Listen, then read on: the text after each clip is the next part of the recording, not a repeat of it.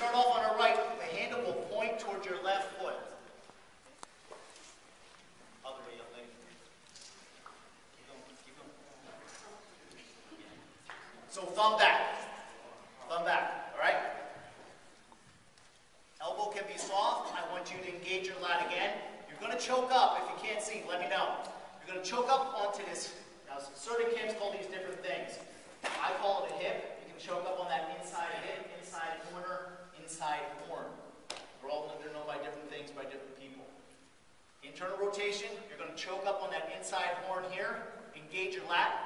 Hike it well behind your hips and stand up. Elbow can be soft.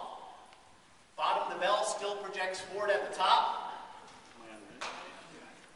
Hips travel back in space. You guys can get a lot of mileage out of your single arm swings and your two-hand swings. You may never need to go more advanced than this.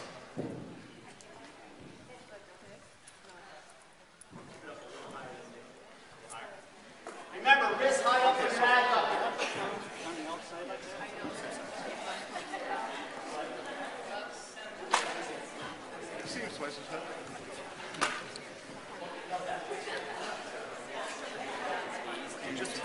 Here's something that looks to me. It seems like you're squatting first and then up onto your left elbow. Nice open chest here. Look at the bell the entire time. Up onto your left hand. Two important facts here. My right glute is off the floor, and you have two active shoulders.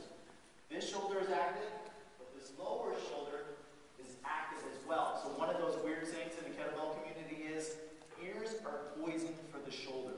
So you actually want to keep the shoulders down and back. You don't want this. You want this. Down and back. Okay? I'm not going to do a high bridge because I got no shoes on and my feet are a little slippery. The weight will go on your right heel and your left palm. I'm going to bridge. And put your left knee fairly close to that left palm. Looking under the bell the entire time. From here, we're going to come to something that we call a lunge position. Weight will be primarily on that right foot. Drive forward, come to standing. It's a reverse lunge. You're going to find the floor with your right knee. Reach directly out to the side. Find the floor with your left hand. You need to reposition here, that's fine. Windshield wiper the shin in. Two active shoulders, remember. Left elbow, lie down. When you lower it, Mike Boyle has a saying, nobody gets hurt on the takeoff, it's the landing. It's the same with kettlebell training. Nobody gets hurt lifting, it's when you set it down. Lower to your chest, turn back onto your right side to set it down. No internal, external rotation. Got it? All right. We will go by the numbers. What that means is, as I call it out, we'll move to that step.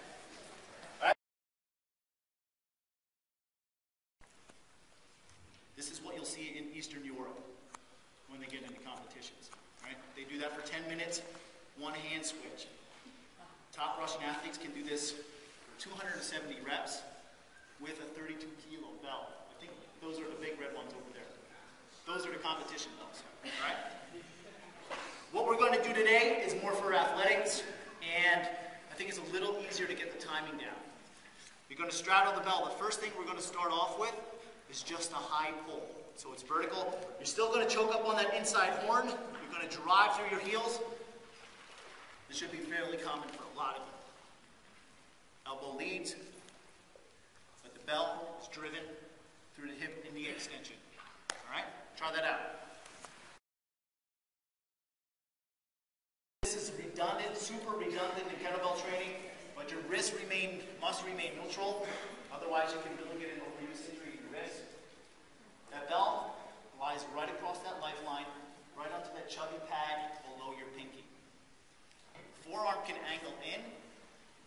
Elbow is tight along your sides. Here's another one of those cool Russian sayings. An elbow away from the body punishes the shoulder.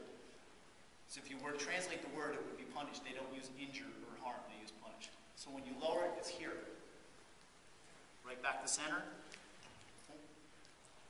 That's one form. The other one is here, straight down. All right? Here's the thing. Everybody set their belt on the side.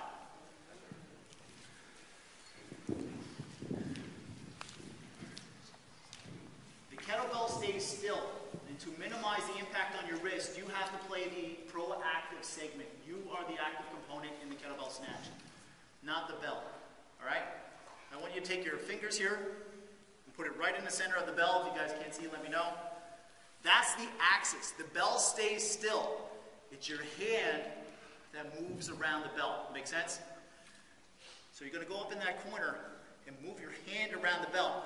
The bell stays where it is on the floor, but you're just moving your arm towards your palm. Even more, young lady. Yeah. Good. All right? So stay there, and I want you to get the idea. This is the kettlebell being in charge. All right. See that? You guys see that? All right, that's exactly what you don't want. You'll lose every client you ever had. So they will not come back the next day. Here.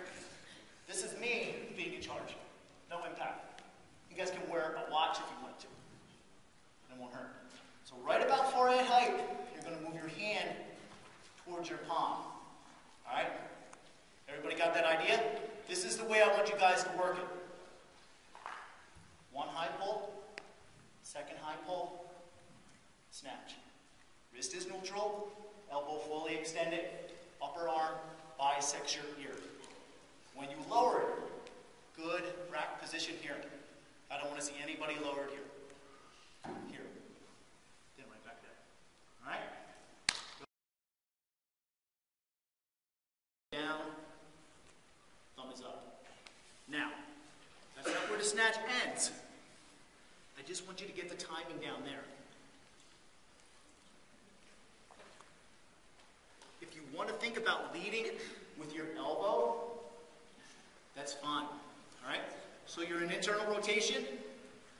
1, 2. It might help if you think about leading with the elbow. But it's thumb down, thumb in the bum, thumb up.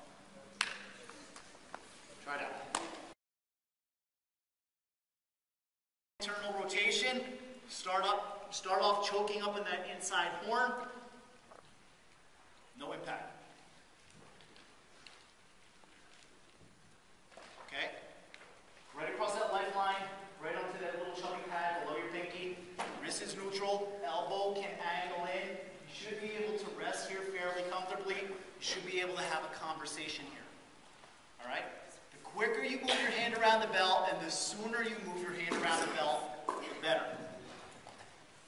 All right? Try that out.